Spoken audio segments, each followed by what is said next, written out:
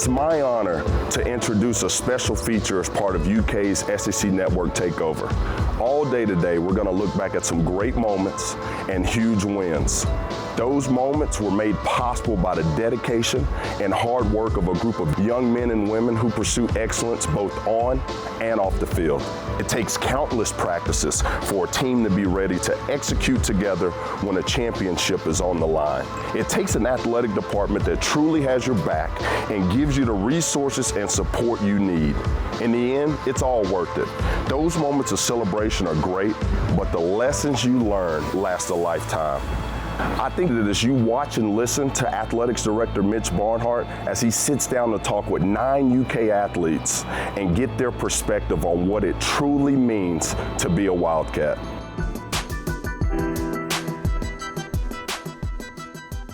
What keeps me up is we're chasing a culture we can't catch. And what did I mean by that? That means life's changing faster than we can keep pace with it. And I think there's certain core things that you're about and certain core people, the way you conduct yourself and the way you act.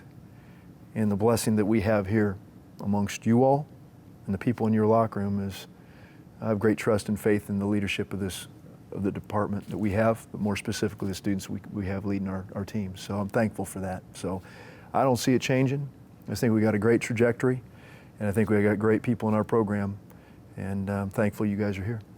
When I came here on my recruiting trip, I felt like it was a family that I really wanted to come back, and I could see myself spending 4 years here. And like Kaz said, my 4 years have flown by. I was lucky to come in with a brand new coaching staff at the same time, and On the Rise was our swim team motto for the first year. And I think that we've really done that in all aspects of life. One of the big reasons I came here was I wanted to go somewhere where other sports were either already established or on their way to becoming really established just in the country or in the conference. And obviously, UK has done that. We don't really go by conference standards. We like to go by national standards, and I think that's something I really admire, and it's been really awesome getting to know people who have gone on to play professionally or national champions or just high caliber athletes. It's just cool to get to know them on a more personal level. Coming from New Hampshire, just coming here was real different. I mean, it's a big stage for me. And even like schoolwork itself, going to tutors, just the time management, setting out through your day, and meeting different people, the way you can make different connections. I mean, I feel like I just grew as a person, not only on the court as in basketball, but in different aspects of life. I mean, I'm learning how to become more of a man and just more independent every day here. I just love how each sport supports each other. It's cool to see people from other sports at a football game, or when you go to a baseball game, you've got volleyball out there, you've got track out there, you've got basketball out there. It's really cool to see that going on. I don't think that happens a lot at other schools. So to have the support, not just from the student body, but from other sports and other players is pretty cool. Sydney, you're sort of the newcomer on the block, and Fred Allen's sort of local. He's been around us, so what are your perspectives? I mean, growing up in a big football state of Texas, that's all I ever heard about was football. Other sports really weren't ever recognized or given the accolades like they are here in Kentucky. I mean, every Big Blue Nation fan cheers for volleyball, gymnastics, basketball, whatever is going on, they are wearing blue and they are bleeding blue. For me, I grew up 15 minutes down the road, so I've always been a huge Kentucky fan. I grew up going to Kentucky golf camp, and I've bled blue my whole life, and it's such a cool and special experience for me to be able to put on the Kentucky uniform and carry a Kentucky golf bag. Everybody really cares about each other here. I know when I first came for my visit last spring, it was amazing to see how much everyone cared here. Like John Ross, the advisor, he just is incredible with what he does. He'll call me up all the time and just check on to see how I'm doing. It's just things like that, really how caring everyone is. We're obviously held to really high standards, but we have support in everything that we do, whether it's advisors at Cats, our tutors, our coaches, teammates. And I think like with Mr. Barnhart, he invests in every sport that we have. And I think that has really helped us. With softball, we had a record crowd this year, and I mean, we have autograph lines for over an hour after games, and it's like for softball, you know, like not many people have that. So, yeah, I mean, I think even though we push ourselves every day, wake up at 5 in the morning in summer for workouts, like we have the support that we need to be successful, and our athletic department truly tries to develop us as people as well as athletes. And I think we're getting better not by like breaking each other down. I feel like a lot of other athletic departments or even other places, like, you know, there are the teams that are really good that are paid attention to, and then everything else is just kind of like, oh, you're whatever, like you just do whatever you do.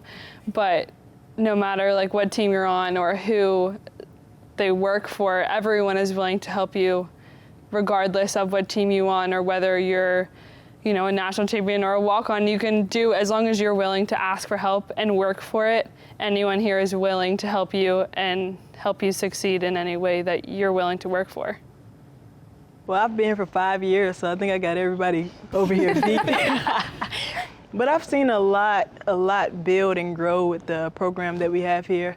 The dorms that they've created for the incoming freshmen and sophomores, it's just beautiful. And I mean, if that doesn't give you just an extra reason to come here, then I don't know what should. Going to other college visits, I met with the coaches, I met with the teams, but I actually got to meet Mitch Barnhart on my visit, and that was different. And you still came. I still came, you know. I'm like, Unbelievable. That's the athletic director of all UK sports, even the basketball team, and you met with me on my visit. I thought that was really, really special.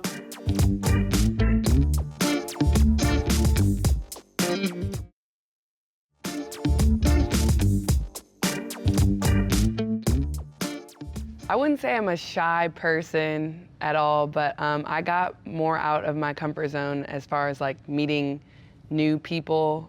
Like I always said when I first got here, I was like, how are people who are not athletes, how do they make friends, you know? And then they were like, oh, we just talk to people in class. And I was like, oh my gosh, you guys introduce yourselves to someone in the middle of class? I just thought that was like the craziest thing ever. But as I got older and just more time on this campus, I started making friends from different teams or just friends who weren't athletes. And I think that was something that was big for me, just getting outside of my comfort zone and meeting people from different places and all types of walks of life. So I think that really just enhanced my experience overall. I think over my 4 years, I mean, as a high school athlete, I was pretty good at swimming, but not really. Like, I didn't even think I was going to make NCAAs ever. And luckily, we came in with a brand new coaching staff, and Lars was our new head coach. And he saw something in me that I didn't see in myself. Has always been my downfall, is I was never like, oh, I can do this. Like, I'm gonna win, I'm gonna do everything. But he saw that in me, and so I was just really lucky enough to listen to him and believe that he saw it. And I just followed, you know, in swimming, but also, you know, leading the team. And he would always push me outside of my comfort zone and how we wanted to lead or things we needed to do to make our team better. And I think he has helped me grow as a person as a whole, and I'll be able to use that in the future, you know, as I raise a family or, you know, I have a job in the real world. So not just all in athletics, but everywhere. Well, I think I grew up learning, I grew and learned more, have more confidence in myself as a person and what I'm doing. I mean, you know, when everything's going down, I faced a lot of adversity last year. And you're facing adversity and you're wondering, you know, how you're gonna get through this, and you start questioning yourself and how you're doing things. But then there's always those few people around you still that just continue to have faith in you and continue to believe in you, even when you don't have faith in yourself at the time, you know. I went back home too and got to see the people I loved there, and it was kind of a reminder of who I was. So I'm coming back, you know, with a new mindset and a new demeanor. And I feel like I learned, like, just that everything that I faced last year just made me better, stronger as a person. You have to face a little of that adversity. You have to, I won't say get punched in the nose a couple times when you're a college athlete to sort of get to figure all that out. Or, I mean, this one right here walks in and just becomes an All-American right out of the chute. So I don't know, you can't.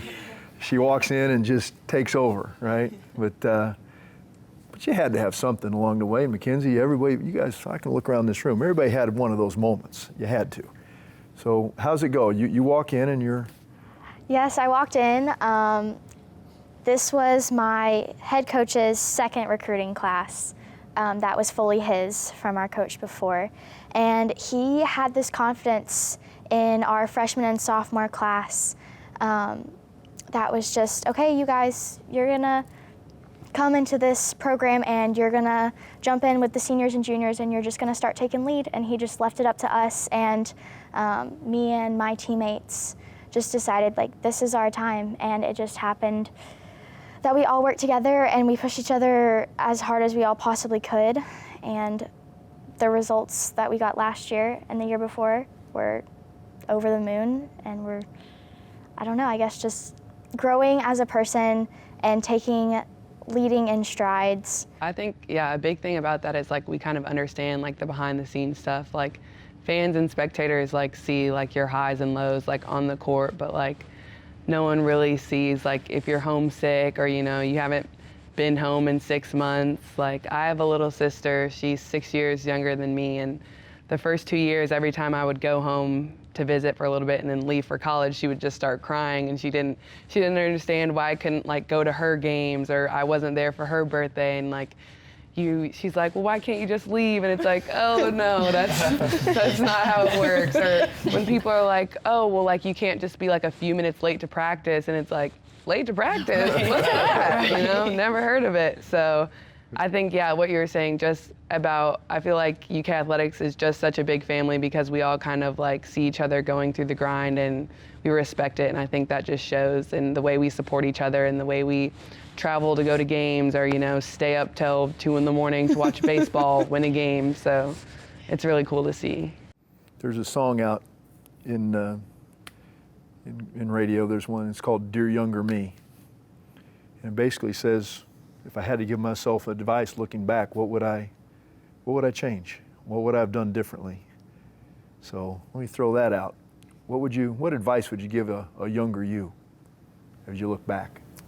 I mean, me personally, I don't think I'd really change anything, give myself much advice. I think that stuff that I've gone through has really shaped me into the man that I am today, so I really wouldn't change much, I guess, change really anything so far. So. I think I would go back and tell myself, trust your gut and, you know, continue to follow what you believe is right and wrong, and just stay true to that, and that'll help follow me to where I need to go, lead me to where I need to go. I would definitely say for anyone just to be humble and be thankful, because you can be on top of the world 1 minute and the next minute everything that you've ever had is gone. So I think just being in the moment and being humble. You know, I have a lot of new freshmen coming in this year, and I feel like I'm the only one who really returned that played a lot of minutes last year. And just like that book that you said to your younger self, I feel like that type of advice I'm trying to give to them. That's what I'm trying to do this year. I guess I didn't know how to separate fun and focus. So it was like from August to January, that's my fun season, and then from January to Nationals is my focus season. But then I realized that you can have fun and focus, and if you put them both together and you learn how to focus throughout the whole season, that you'll get better results in the end. So if I could go back and change that, I would just listen to my coach more and my mentors at Cats, and you know, just focus more from the beginning.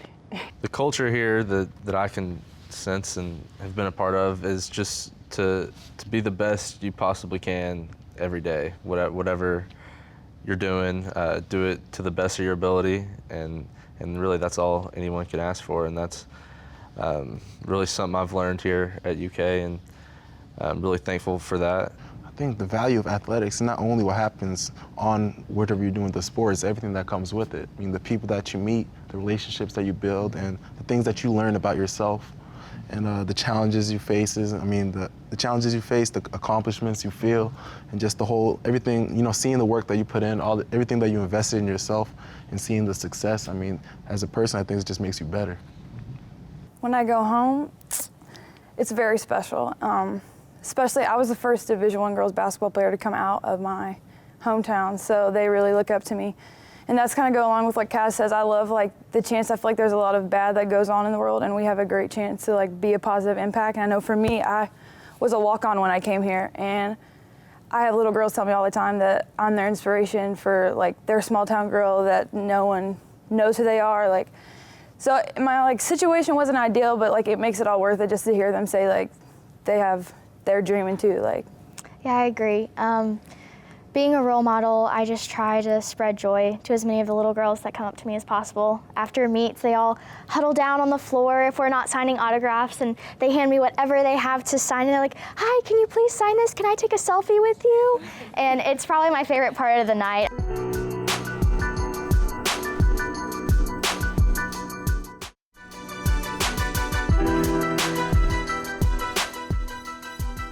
You spend a little time with our leadership group and Jason Cummins and his impact on our program. He does a lot of leadership with football and has worked with a lot of sports in this room. How has that impacted you? Just helped me to become a better leader.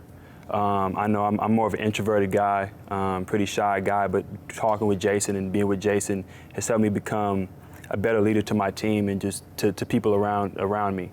I mean, he's just a fantastic guy, and just another person to add to that list would be Aaron Hogue. I mean, talking with him as well. He's our FCA, head FCA guy over there. So, I mean, just having those two guys in my corner really helped me to be a better man and a better teammate. Mr. Barnhart has made me a better leader.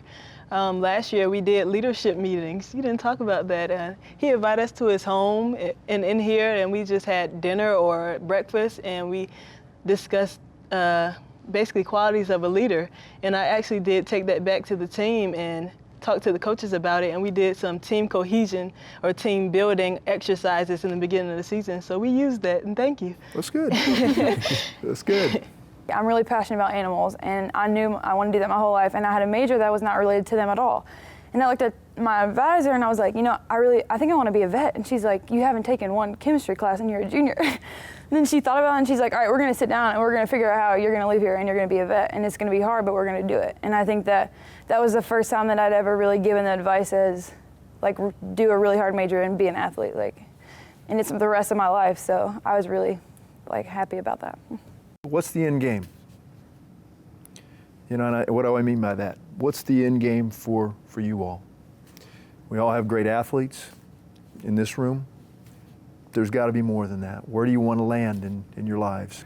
But for me, going forward, I guess I'd love to play football for as long as I can. That's the goal. Obviously, that doesn't happen all the time, but if I can, that'd be great. And being an econ major, I'd love to go into banking. That's something I love to do. Numbers is my thing. It just clicks for me. Right now, I've got an internship over at Windstar Farms and working with the accounting department. I really love what they do over there, so really happy with how that's going. When I first got here, well, even when I first started playing, I didn't know exactly what I wanted to be. At the end, I knew that, you know, I wanted to go to the NBA, I wanted to play, be an all-star one day. But as I got here, you know, with the culture here and just to learn the amount of influence that I had, it made me want more than that. I mean, I can't play basketball forever, and just knowing that the influence that I can have on different people, it makes me want me to do something with that. Like that kid that you saying with reduced lunch that was sitting there eating, I mean, I was one of those kids sitting there eating reduced lunch. And if I go back home right now, there's nobody there sitting there to go talk to those kids. But now I can go back home in August, or whenever I go back home, I could be that kid to go talk. I could talk to them, and I kind of try to help them find a way to make it out of there and do better for themselves. So I mean, as I'm going on each year, like new ideas come to me every day on how I can make a difference out there. I mean, there's new people that I meet that help me. They'll tell me how I can help other people. So Is that part of the culture here? Yeah, it's part of the culture. I mean, the culture here, they give you this opportunity to make a difference, and that's what I really like about this culture here. Everyone's this loving, and everyone wants to help. There's always new ideas on how to grow. So I feel like just as soon as I stepped foot on this campus, I did nothing but grow. Hopefully, the goal is dental school. So hopefully in 6 years, I'll be a dentist. And I feel like a lot of people are self-conscious about like their teeth or their smile. So I just want to help people, feel good about themselves. So 15 years ago, when you came in, I was in first grade, by the way. Thanks a lot. Thanks a lot. Just want to let you know. Great. Okay, so now it's 2017. So how did we get here? All these SEC titles and national championships later. How did we get here as a program, and what did you come in and want to change, and how did we get to this point where we're at now? I think how you got here, you described it, I don't know who said it, whether Kaz it was you or someone else, Fred Allen, I think you mentioned the word, I think I heard the word grind. You just keep grinding.